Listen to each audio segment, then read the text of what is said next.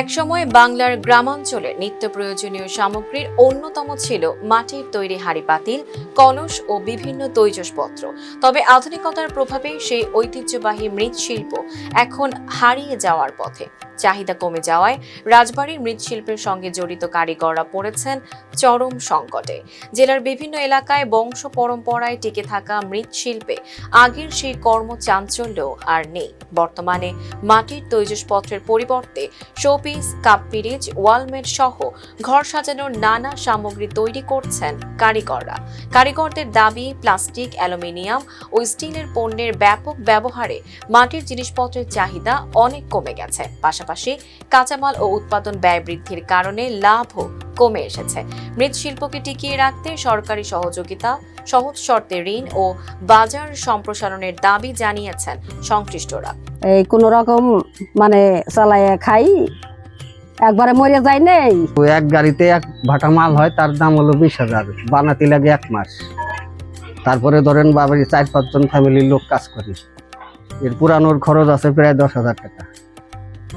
তো মুষ্টিমে হিসাব করলে এক ভাটা মালে 5,000 টাকা লাভ থাকে, কিন্তু 1 মাস ভরে আমরা কাজ করি, এই জন্য জনের দাম হচ্ছে না। গরিব মানুষকে হেতা পোষায়, থরির দামি দেয় না, খাওয়া দেয় দুবার, খুব কষ্ট হয় না।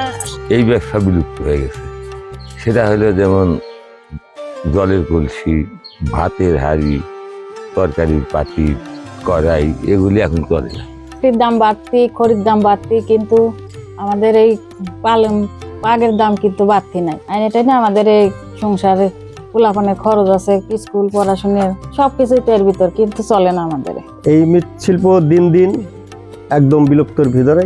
কারণ কি, আমাদের এই মাটি বহুত দূর থেকে আনতে হয়, এই মাটি ট্রাকে করে আনতে বহুত খরচ পড়ে।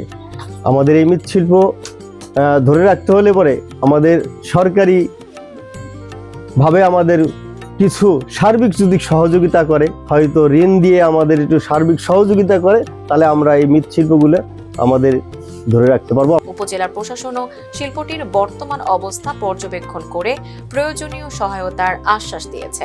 শত বছরের ঐতিহ্যবাহী এই শিল্পকে বাঁচিয়ে রাখতে এখন প্রয়োজন কার্যকর পৃষ্ঠপোষকতা। তা না হলে বাংলার সংস্কৃতির গুরুত্বপূর্ণ এই ঐতিহ্য একদিন হারিয়ে যেতে পারে কালের অতলে। আপনাদের সাথে ছিলাম তানসিবা নওয়াজ। ফেস দ্য পিপলের সাথে থাকার জন্য ধন্যবাদ।